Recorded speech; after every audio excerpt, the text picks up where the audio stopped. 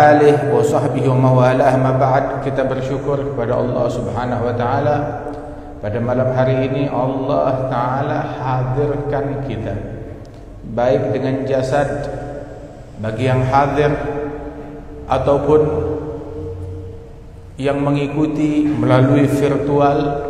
Mudah-mudahan Allah Subhanahu wa taala menulis bagi semuanya pahala yang besar, anugerah yang luas, ampunan, taufik dan bimbingan dari Allah Subhanahu wa taala yang Allah taala curahkan di majlis yang semacam ini, memberi kemaslahatan bagi lingkungan, bagi masyarakat, bagi negeri, bagi bangsa, bagi keluarga. Amin ya rabbal alamin. Kita beruntung Allah Subhanahu wa taala memilih kita untuk datang ke rumahnya, untuk mengkaji, merenung, bertadabbur kalamnya, firmannya, untuk bersolawat kepada Nabi Muhammad SAW, dan untuk mengolah fikiran kita dengan ilmunya Rasulullah hingga kita amalkan dan kita pelajari dan kita tempuh jalan hidayat yang dicontohkan oleh Nabi besar Muhammad SAW. Majelis yang semacam ini diadakan dan disiarkan semata-mata untuk membuat hubungan kita dengan Allah makin baik, hubungan kita dengan Rasulullah makin baik, membuat kita makin benar, makin tekun menempuh jalan hidayat. Majelis yang semacam ini dibuat agar kita makin perhatian dengan sholat 5 waktu, makin perhatian dengan sholat jamaah, makin perhatian dengan tahajud, dengan qiyamul lail, makin perhatian dengan duha dan witir, makin perhatian untuk memakmurkan masjid, makin perhatian dengan tilawatul Quran.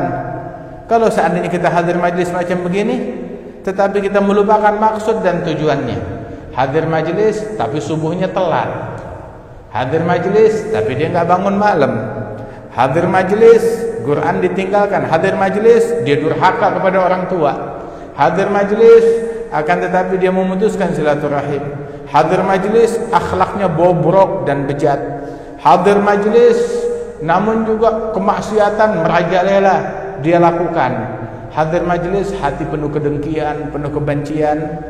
Maka apa manfaat daripada majlis tersebut?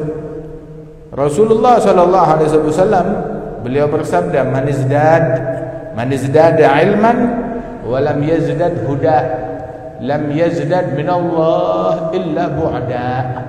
Barang siapa yang bertambah ilmu tapi tidak bertambah hidayat, maka dia tambah jauh dari Allah Subhanahu wa taala. Rasulullah sallallahu alaihi wasallam beliau mendidik umatnya, mendidik sahabatnya, mendidik keluarganya untuk teguh, untuk istiqamah di dalam beramal, walaupun dalam keterbatasan dari sisi fasilitas dan lain sebagainya. Sehingga disebutkan bahwasanya walam yazal lil haqqi fi ijtihadi wa ba'da fardil ghazwi wal jihadi ma garra fi dhillin wala biladi illa 'alal kuffar fi qitali wa ma madha hatta aqama ad-dina wa sara sahlan wadihan mubina falam takhaf ummatuhu futuna bal usimu fil jam'i an dalali. Beliau Nabi Muhammad sallallahu alaihi wasallam senantiasa giat dalam dakwahnya, dalam jihadnya, dalam memberikan pengajarannya, sampai dikatakan di dalam syamilnya Rasulullah, la tarahu illa ghadian aw raiha kana galil rahah. Rasulullah kalau kamu lihat beliau pasti kalau enggak beliau lagi jalan sibuk, jalan kemana di pagi hari, sore jalan kemana, terus bolak-balik sana sini ngurusin umat. Entar ngajar, entar jenguk orang sakit, entar hadir jenazah, entar berdakwah, entar nasihatin orang, membimbing orang di masjid, di rumah, di jalanan, di pasar, berzikir. Begitulah. La tarahi la ghadiyan aw raiha. Pagi sore jalan sana jalan sini, selalu begitu. Sampai dibilang galilur rahah, sedikit istirahatnya beliau. Sibuk waktunya, siang membina, mendidik, mengajar, menuntun umat. Malam hari dihabiskan untuk Allah Subhanahu wa taala. Wa huwa bihaqqi syukri ma aulahu idh qama hatta warimat rijlahu wa wasala sawma wa qad aulahu maulahu aula al-fadli wal ifdali. Demikian ahlinya beliau di dalam bersyukur, bangun malam dalam rangka syukuran, bangun malam sampai kakinya bengkak. Beda syukurannya kita bikin orkes. Syukurannya Nabi Muhammad bangun malam sampai kakinya bengkak. Syukurannya kita lebih mirip kufuran. Tapi syukurannya Nabi Muhammad bangun malam sampai kakinya bengkak sallallahu alaihi wa alihi wasallam. Beliau hidup dalam kesederhanaan, dalam keterbatasan, dalam segala hal. Sampai lebih dari 2 bulan dapurnya Rasulullah tidak ada api yang menyala. Lebih dari 2 bulan, 3 bulan dapurnya Nabi Muhammad gak ada api yang menyala, kompor tidak nyala. Terus makannya apa? Aswadain. Aswadain, air dan kurma. Hanya itu yang dimakan selama 2 bulan sampai 3 bulan. Sallallahu alaihi wa alihi wasallam. Ketika wafat meninggal dunia, baju perangnya digadaikan di tangan seorang Yahudi. Jadi digadaikan untuk nebus, untuk beli gandum. Jadi ini digadaikan baju perangnya Rasulullah untuk ngambil gandum beberapa liter. Siti Aisyah bilang waktu Rasulullah meninggal di rumah kita nggak ada apa-apa, cuma ada sisa gandum. Mungkin kalau ditakar 1 genggam atau 2 genggam di sebuah toples, di wadah. Nah itu saya setelah wafatnya Rasulullah, saya masak, ngambil dari gandum tersebut. Saya ambil 1 genggam, masak. Pikir 2 hari habis. Besokannya saya ambil lagi, masih ada. Hari ketiga terus 4 hari, 5 hari, seminggu, 2 minggu, 3 minggu, gak habis-habis. Hampir sebulan. Saya penasaran, tempatnya kecil, harusnya 2 hari habis. Ini hampir sebulan gak habis-habis. Akhirnya saya tumpahkan, begitu saya tuang semuanya isi toples tersebut, ditakar, ditimbang, terus saya balikin lagi. Besoknya habis. Subhanallah, andaikan gak ditimbang gak bakalan habis. Berkahnya Nabi besar Muhammad sallallahu alaihi wa alihi wasallam. Hidup dalam kesederhanaan, dalam keberkahan pada diri beliau ataupun keluarga beliau.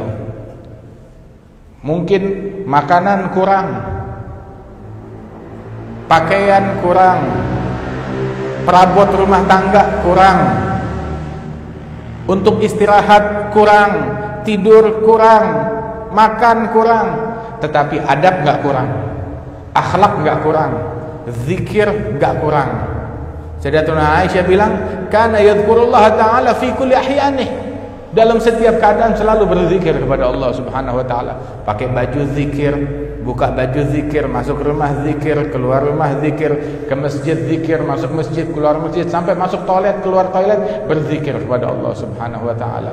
Mau tidur, bangun tidur, makan, minum, hidupnya penuh dengan zikir. Karena khuluquhul Quran, perangainya Rasulullah adalah Al-Quran, bagaikan Al-Quran hidup yang berjalan di muka bumi ini. Dan Nabi besar Muhammad sallallahu alaihi wasallam mendidik anaknya, keluarganya dengan didikan yang demikian. Kita nih di akhir Jumad Tsaniyah ini, di akhir Jumad Tsani, kita mengenang kelahiran Sayyidatuna Fatimah Az-Zahra, putri Nabi besar Muhammad sallallahu alaihi wasallam, Sayyidatun Nisa'il Alamin, Sayyidatun Nisa' Ahlil Jannah, pemimpin dari seluruh wanita surga, Siti Fatimah radhiyallahu anha wa ardhaha, yang dari kecil beliau ngurusin Nabi Muhammad, melayani Rasulullah, membantu Rasulullah, khidmat untuk Rasul sallallahu alaihi wa alihi wasallam. Sayyidatuna Fatimah, tadi kita dengar dari Habib Ridha bagaimana walaupun beliau putrinya Nabi Muhammad, pemimpin dari sekalian wanita surga, tapi beliau tetap ngurusin laki, melayani suami, ngurusin suami. Dan padahal beliau pemimpin wanita surga, putrinya Nabi Muhammad sallallahu alaihi wasallam. Nabi sampai bilang, Fatimah bid'atun minni, yaghbiduni ma yaghbiduha, yubsituni ma yubsituha. Fatimah darah dagingku, belahan dari diriku, belahan jiwaku. Barang siapa yang membuat dia senang berarti membuat saya senang, membuat dia marah berarti membuat saya marah, kata Rasulullah Shallallahu Alaihi Wasallam. Tapi beliau masih ngurusin lakinya, melayani suaminya, khidmat untuk suaminya. Bukan cuma sekedar khidmat yang ringan, khidmat yang berat untuk suaminya. Tahu khidmat yang apa? Dia menggiling gandum dengan tangan sucinya. Putri Nabi Muhammad menggiling gandum buat roti untuk suaminya. Sampai tangannya lecet. Saking banyaknya pekerjaan rumah yang beliau kerjakan, tangannya lecet.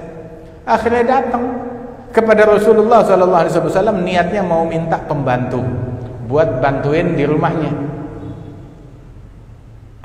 Mau ngadu kepada Rasulullah minta pembantu. Dengar Rasulullah SAW punya dan memberi beberapa sahabat. Maka datang ke situ pas Rasulullah nggak ada di rumah. Akhirnya pulang balik. Ketika balik ke rumahnya malam hari, mereka lagi mau tidur, udah di atas ranjang. Ranjangnya Siti Fatimah dan Sayyidina Ali bukan spring bed, bukan kasur yang tebal, kulit kambing yang diisi dengan jerami. Bantalnya juga demikian.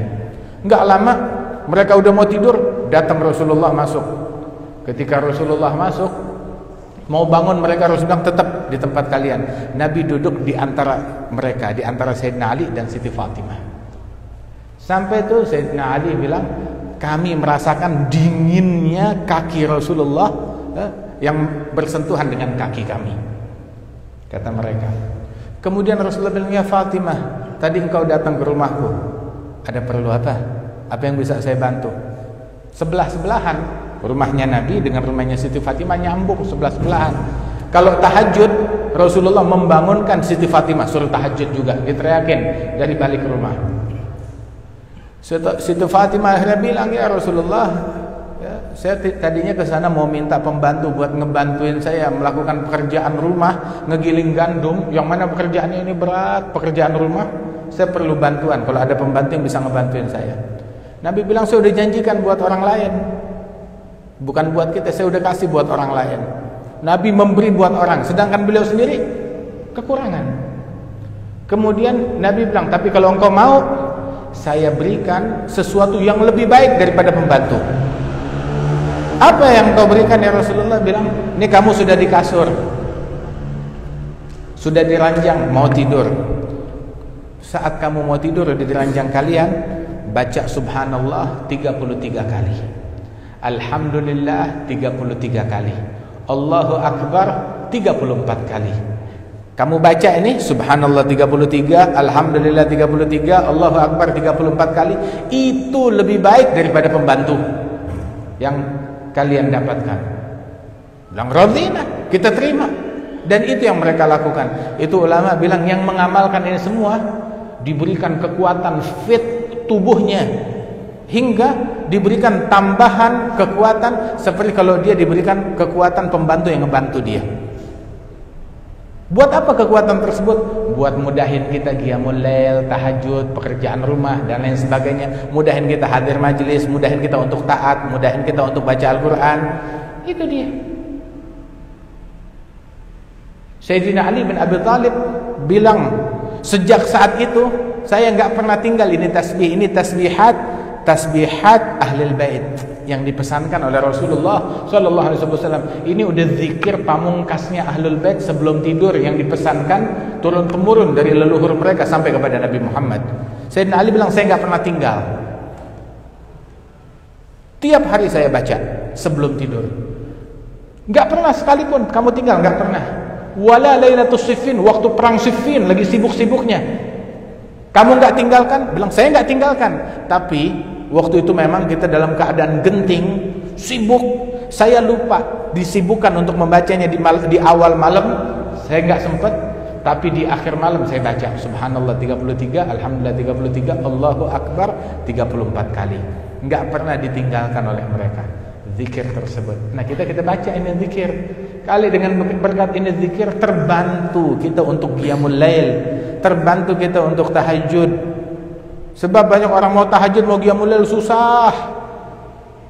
Kayaknya tuh kalau buat qiyamul lail bukan prioritas, kerjaan prioritas, makan prioritas, cari rezeki prioritas, nonton sinetron prioritas, ngobrol dengan rekan-rekan, dengan tamu prioritas. Tapi qiyamul lail, tahajud bukan prioritas. Kalau ada yang mesti dikorbankan, qiyamul lail yang dikorbankan.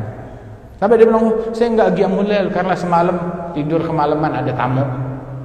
Karena semalam saya sibuk kerja, semalam saya sibuk ngerjain tugas dari kantor dan lain sebagainya. Kalau ada yang mesti dikorbankan, bukan tahajud yang dikorbankan, korbankan yang lain. Korbankan kesibukan duniawi kita, korbankan kesibukan apapun yang bisa menjegal kita dari qiyamul lail. Hatta majlis ilmu mulia utama, tapi khudh min hadzal ilm qadar la yadur bil ibadah. Ambil dari ilmu ini dengan kadar yang enggak membahayakan ibadat kita, tidak membahayakan qiyamul lail kita. Kalau kamu lihat talib ilm la yuhafiz ala qiyamul lail wala ala salatil jamaah fanfudh yadaka min. Kalau kamu lihat santri penuntut ilmu doyan majelis tapi enggak hadir qiyamul lail, enggak salat jamaah, tidak qiyamul lail, maka cuci tangan dari dia. Jangan taruh harapan. Orang macam begini bukan membela agama. Ini calon-calon orang yang ngancurin agama kayak begini. Na'udzubillahi min dzalik. Al-Habib Abdullah bin Umar Syatiri, beliau bilang, la yakun talib ilm man lam yuhafiz ala qiyamil lail wala ala salatil jamaah wala ala salatul duha wala ala salatil witir. Enggak pantas menyandang gelar santri orang kalau dia enggak bangun malam, dia enggak sholat duha, enggak sholat jamaah, enggak sholat witir. Jangan ngaku santri yang kayak begitu, katanya beliau radhiyallahu anhu arba. Terus kita baca ini zikir, kali-kali kita terbantukan untuk qiyamul lail, semangat, terbangun, pentingin buat tahajud, buat qiyamul lail. Kalau udah baca zikir ini masih berat untuk tahajud dan qiyamul lail, fa'lam bi annak mukabbal kabbalatka dzunubuk. Kalau udah baca zikir ini masih berat qiyamul lail, berarti memang kamu apes, sial, diikat oleh dosamu yang menjegal engkau dari qiyamul lail, dari tahajud. Kama qala ulama radhiyallahu anhum ajma'in. Sebab qiyamul lail itu jamuannya Allah, hidangannya Allah, hanya Allah Ta'ala peruntukkan bagi para kekasih-kekasihnya, orang-orang yang dipilih oleh Allah Ta'ala. Mudah-mudahan kita dipilih sebagai orang-orang yang demikian. Kejayaan Islam, kemenangan Islam berdiri pada mereka nih, diemban oleh mereka yang perhatian untuk bangun malam tahajud, untuk memamurkan masjid tatkala sholat subuh. Mereka perhatian akan hal yang demikian seperti perhatian orang sekarang terhadap sholat Jumat. Nggak ngegampangin sedikit pun daripada perkara ini. Dan ini memang bukan perkara yang mudah, bukan perkara yang ringan, bukan perkara yang remeh. Nabi bilang di dalam hadis, man fatathu salatul asr faka'annama wutira ahluhu wa maluh. Barang siapa yang ketinggalan sholat asar, itu musibah, bala, bagaikan dijarah, diculik, seluruh keluarga dan asetnya hilang dalam sesaat. Artinya kalau di-compare, dibandingkan, musibah ketinggalan salat asar, luput salat asar, apalagi jamaah asar, sama musibah kematian anak, istri, semuanya keluarga kita mati, sama harta kita angus, terbakar, hilang semuanya. Timbang itu dengan ketinggalan sholat asar, musibah ketinggalan sholat asar lebih besar pada hakikatnya daripada musibah kehilangan keluarga dan harta ini. Ini pemikiran dari mana? Pemikiran mukmin yang ditanamkan oleh Rasulullah Shallallahu Alaihi Wasallam. Tapi pikiran kita, kalau kehilangan duit itu musibah, kehilangan tahta itu musibah. Oh, saya gagal dapat kursi, itu musibah. Calon yang saya usung kagak jadi, itu musibah. Di mata kita begitu musibah. Tapi musibah yang sebenarnya adalah ketika kita ketinggalan takbiratul ihram bersama imam, ketinggalan salatul jamaah, ketinggalan qiyamul lail. Ini musibah yang sebenarnya. Rasulullah sallallahu alaihi wasallam membekali putrinya datang pengen dunia untuk ngebantu, padahal dunianya juga buat akhirat. Diajarkan, diberikan zikir. Sekali lagi datang Siti Fatimah kepada Rasul sallallahu alaihi wasallam, dengar Nabi Muhammad ada dapat kiriman kambing banyak, datang kepada Rasulullah pengen minta kambing seekor atau 2 ekor. Dia bilang, ketika datang kepada Rasulullah, Rasul bilang, ya Fatimah, kalau engkau mau saya kasih, tapi yang sekarang saya udah janjikan kepada fulan dan fulan, kalau kamu mau saya kasih nanti kiriman yang berikutnya. Atau kata Rasulullah, saya berikan yang lebih baik daripada kambing, daripada hewan ternak. Dia bilang, saya mau yang lebih baik dari hewan ternak. Nabi ngajarkan, baca ya, kalau kamu punya hajat, doa, baca ya awwalal awwalin, ya akhiral akhirin, ya dzal quwwatil matin, ya rahimal masakin, wa ya arhamar rahimin. Panggil Allah dengan 5 nama ini. Ya awwalal awwalin, wahai yang maha terdahulu. Ya akhiral akhirin, yang paling abadi. Ya dzal quwwatil matin, yang maha kuat. Ya rahimal masakin, yang menyayangi orang-orang miskin. Siapa orang miskin? Kita miskin. Wa ya arhamar rahimin, wahai yang maha penyayang. Doa kepada Allah awali dengan 5 ini. Ini untuk dikabulkan doa. Yang punya hajat, baca 5 hal ini. Dia datang pengen dunia, pengen minta kambing, dikasih yang lebih baik, yang lebih abadi, yang lebih langgeng. Allahumma ya awwalal awwalin, ya akhiral akhirin, ya dzal quwwatil matin, ya rahimal masakin, wa ya arhamar rahimin. Irham jam'ana hadza. Mudah-mudahan Allah taala merahmati perkumpulan kita ini. Sayyidatuna Fatimah radhiyallahu anha wa ardhaha, beliau wanita yang paling mulia, orang yang masuk surga, wanita surga, teladan mereka, pemimpin mereka Siti Fatimah. Maka dibilang Sayyidatun Nisa Ahlil Jannah, Sayyidatun Nisa'il Alamin, pemimpin wanita surga. Jadi wanita yang berjodoh dengan surga, teladan mereka Siti Fatimah. Wanita yang berjodoh dengan surga, panutan mereka, pemimpin mereka adalah Siti Fatimah. Nah sekarang pertanyaannya, kaum wanita kita wanita sorga atau bukan? Kalau ngaku wanita sorga, semua bisa mengklaim. Tapi kan wanita sorga, pemimpin mereka Siti Fatimah. Apakah wanita kita menjadikan Siti Fatimah sebagai pemimpin mereka? Apakah Siti Fatimah memimpin wanita kita di dalam berpakaian? Atau pakaian wanita kita dipimpin oleh artis? Atau pakaian wanita kita dipimpin oleh penyanyi? Atau pakaian wanita kita dalam berpakaian mereka dipimpin oleh orang-orang kafir, oleh orang-orang bejat yang seumur hidupnya nggak pernah sujud buat Allah Ta'ala? Siapa yang memimpin wanita kita dalam berpakaian, dalam bermake up, dalam menjaga batasan antara laki dan perempuan dengan yang bukan muhrim? Siapa yang memimpin wanita kita di dalam berucap, di dalam berakhlak, di dalam bersikap? Wanita surga, pemimpin mereka Siti Fatimah radhiyallahu anha wa ardhaha. Wa hadhi Siti Fatimah, beliau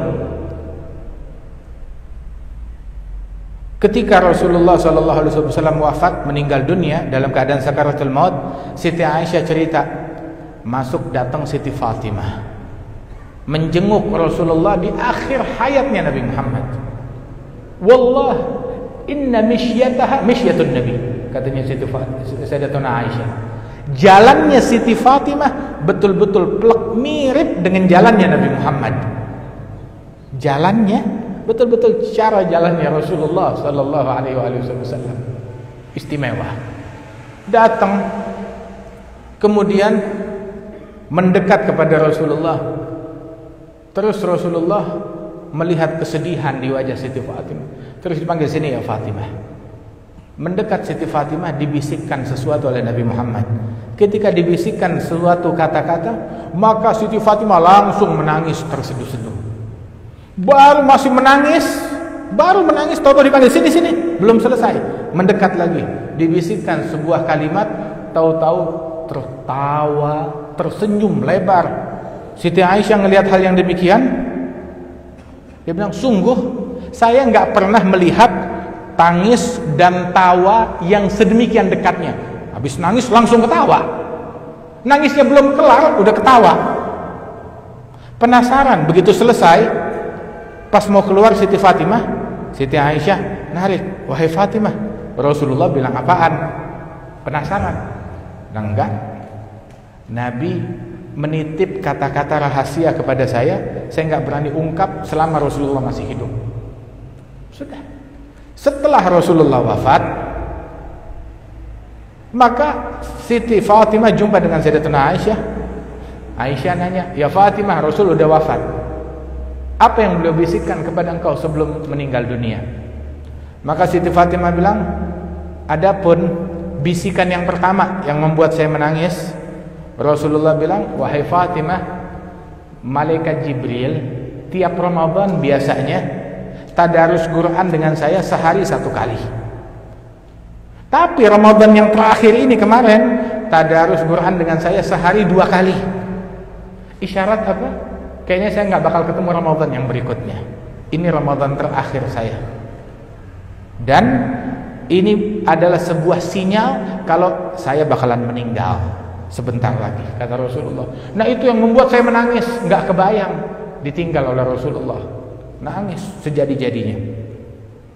Kemudian dipanggil lagi oleh Nabi Muhammad, dibisikkan, tapi walaupun saya meninggal, wahai Fatimah, engkau adalah keluargaku yang paling pertama menyusul aku, kata Nabi Muhammad. Engkau yang paling pertama menyusul aku.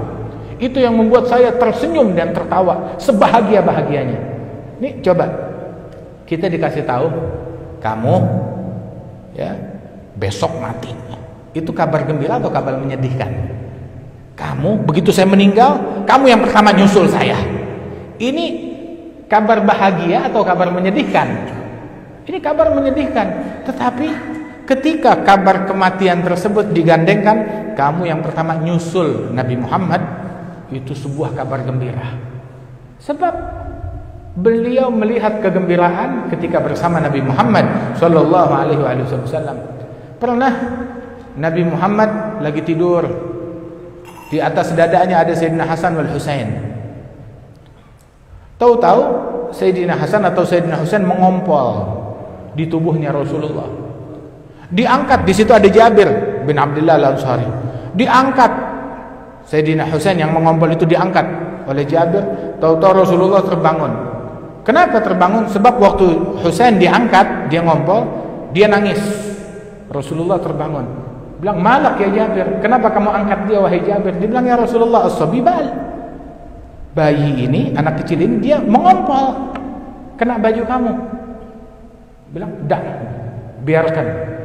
Ama ta'lam, tidakkah kamu tahu bahwasanya aku dan kedua putraku ini, Al-Hasan wal Husain, wa ummuhuma, dan ibunda mereka tuh yang lagi di dalam kamar tuh, di dalam ruangan sebelah situ tuh, Siti Fatimah, wa dzakan naim, aku Al-Hasan wal Husain dan ibunda mereka Siti Fatimah, dan tuh orang yang lagi tidur di pojok situ. Siapa yang lagi tidur? Sayyidina Ali bin Abi Thalib lagi tiduran di pojok. Saya, Hasan, Husain, Fatimah dan Ali bin Abi Thalib besok di sorga fi makanin wahid, di tempat yang sama, kata Rasulullah sallallahu alaihi wasallam. Kami besok di tempat yang sama, kata baginda Nabi besar Muhammad sallallahu alaihi wasallam. Dan Sayyidina Jabir ini orang yang istimewa, memang sangat dekat dengan keluarganya Rasulullah sallallahu alaihi wasallam. Sekali itu Nabi Muhammad, beliau mengajak Sayyidina Bagir ke rumahnya Siti Fatimah. Ketika masuk ke rumahnya Siti Fatimah, bilang, ya Fatimah, boleh saya masuk? Bilang, boleh ya Rasulullah, saya bersama Jabir. Bilang, ya Rasulullah, pakaian saya, baju saya nggak cukup untuk saya jadikan hijab. Kenapa? Nggak punya baju, bajunya terbatas. Nah, orang perempuan kita di rumah bajunya ada berapa setel, ada berapa pasang, ada berapa banyak. Hatta yang miskinnya, yang susahnya, bajunya ada. Punya baju kondangan, punya baju pesta, punya baju buat arisan, mukenanya ada sekian biji. Semuanya punya. Yang nggak punya cuma satu doang, tahu apa? Tanya ratib, susah nyarinya di mana. Quran susah nyarinya di mana. Sayyidatuna Fatimah bilang, boleh aja, tapi saya mau nutupin diri saya agar tertutup dengan rapat, nggak cukup bahannya. Itu yang menjadi konsepnya mereka, nutup aurat dengan benar. Maka Rasul bilang, ya Fatimah, ini kerudungnya pakai di sini, lipat ke bagian ini ke sini. Dia bilang, masih belum bisa ya Rasulullah. Akhirnya Rasul masuk, pakai begini, seperti ini, hingga tertutup dengan rapat. Baru duduk di situ. Masuk Sayyidina Jabir bin Abdullah Al-Ansari. Subhanallah, wanita suci, wanita yang mulia, yang jadi pikiran dia adalah nutup aurat dengan benar. Kemudian Rasulullah SAW pernah cerita kepada Sayyidina Jabir, ya Jabir, ini anakku Husain, dia besok yulad lahu maulud, dia bakal punya anak. Idza kana yaumul qiyamah, apabila datang hari kiamat, dikumandangkan panggilan yang berbunyi, liyagum sayyidul abidin fayagum waladu hada. Hendaknya berdiri pemimpin para ahli ibadat, maka yang berdiri anaknya Husain, namanya Ali Zainal Abidin. Kemudian Ali Zainal Abidin yulad lahu maulud ismuhu ka ismi, dia punya anak namanya sama seperti saya, yabgarul ilma, dia memiliki keilmuan yang sangat besar. Al-Imam Muhammad Al-Baqir bin Ali Zainal Abidin, yang membentangkan ilmu ke seluruh penjuru dunia, guru besar dalam keilmuan. Hadza Muhammad Al-Baqir, katanya Nabi Muhammad kepada Jabir, apabila kamu berjumpa dengan dia, fa'agri'ahu minnis salam, sampaikan salam saya untuk Muhammad Al-Baqir. Berlalu tahun demi tahun, 5, 10, 20. Ini Sayyidina Husain masih bayi, sampai Sayyidina Husain dewasa, menikah, punya anak, terbunuh, meninggal dunia. Sayyidina Ali Zainal Abidin dewasa, menikah, punya anak. Sekali Sayyidina Jabir di Madinah ngelihat seorang anak kecil yang wajahnya bercahaya, indah, tampan, cahayanya beda dengan orang lain. Ditanya, kamu siapa? Nama kamu siapa? Saya Muhammad. Muhammad bin man? Muhammad bin Ali. Bapak kamu Ali? Ya. Ali putranya siapa? Bin Husain. Husain bin Ali bin Abi Thalib. Kamu, nggak salah lagi, kamu cucunya Nabi Muhammad. Ini Sayyidina Jabir usianya udah sepuh, udah lanjut. Bilang, sesungguhnya kakekmu Rasulullah, datukmu Rasulullah, beliau kirim salam untuk engkau. Itu sahabatnya Jabir bertanya, gimana ceritanya? Ya Rasul dulu pernah bilang begini, kalau engkau jumpa kepada Muhammad ini, sampaikan salam ke atas beliau. Kata Rasulullah sallallahu alaihi wasallam, sudah dipantau oleh Nabi Muhammad jauh sebelum mereka lahir ke dunia ini. Nabi Muhammad yang dulu mendoakan mereka. Imam Ali ketika menikah dengan Siti Fatimah, Allahumma akhrij minhuma al-kathir at-tayyib. Ya Allah, keluarkan, lahirkan dari keduanya ini al-kathir at-tayyib, orang-orang baik yang mulia, para wali-wali, para salihin yang banyak. Dan itulah mereka lahir dengan jumlah yang sangat banyak, orang-orang soleh, para wali-wali. Ikuti mereka yang menempuh jalan leluhur mereka, jalannya Nabi besar Muhammad sallallahu alaihi wasallam. Jangan kita melenceng dari jalannya mereka, jalannya salihin. Ahlul Bait, kalau mereka ikut di jalan leluhurnya, berkah hidupnya. Tapi kalau nyimpang dari jalan leluhurnya, maka rugi. Sungguh bodoh dan sungguh mengherankan, kata Habib Ali Habsyi. Hayyar bi'aqli wa fi mithlih tahirul uqul mailul furu'iz zakiyah an tariqil usul. Saya gundah, galau, heran, bingung ngelihat keturunan orang soleh, keturunan baik-baik, tapi menyimpang dari jalan leluhurnya. Ahlul Bait, jangan ngikut yang lain, ikutin jalannya Ahlul Bait. ikutin jalannya Al-Faqih Al-Muqaddam yang matain pedang. Ikutin jalan ahli baitnya Rasulullah sallallahu alaihi wasallam yang menempuh jalan salamah, salamatul lisan, salamatul janan. Lidahnya selamat, hatinya selamat, enggak kenal dengki, enggak kenal benci, enggak kenal cacian. Ada ahli baitnya Rasulullah sallallahu alaihi wasallam. Mereka orang-orang yang disucikan dari kekotoran, dari kedengkian, dari sifat-sifat yang tercela. Ikuti jalannya mereka. Sayyidatuna Fatimah radhiyallahu anha wa ardhaha, teladan bagi wanita kita, jadikan itu teladan sejati. Cintai mereka, orang-orang yang dimuliakan oleh Allah Subhanahu wa taala. Insyaallah Allah Subhanahu wa taala kumpulkan kita di barisan mereka. Itu besok di hari kiamat. Nabi cerita, besok di hari kiamat dikumandangkan panggilan, orang lagi kumpul di padang mahsyar, mau lewat di atas sirat, di atas jembatan yang membentang di atas neraka jahanam. Tahu-tahu ada panggilan berbunyi, ya ahli hadzal jama' nakisu ru'usakum ghuddu absarakum. Wahai orang-orang yang kumpul di padang mahsyar, semua tunduk kepala, semua pejamkan mata. Kenapa, ada apa? Suruh nunduk kepala, suruh pejamkan mata. Fatimah binti Muhammad setemur ala sirat. Fatimah binti Muhammad akan lewat di atas sirat. Subhanallah. Di dunia dia nggak mau dilihat sama orang laki. Sampai di akhirat dibikin oleh Allah Ta'ala semua tunduk, pejamkan mata, biar ini lewat dulu. Lewat Siti Fatimah bersama para pecintanya yang menempuh jalannya beliau, jalannya Ahlul Bait, jalannya Nabi Muhammad sallallahu alaihi wasallam bersama para Ahlul Bait begitu, dan juga para pecinta mereka yang menempuh jalannya mereka. Radhiyallahu anhum wa ardahum. Nah, mudah-mudahan kita ada di dalam barisannya mereka. Masya Allah, ma'ahum wa fihim daiman fid darati wal akhirat.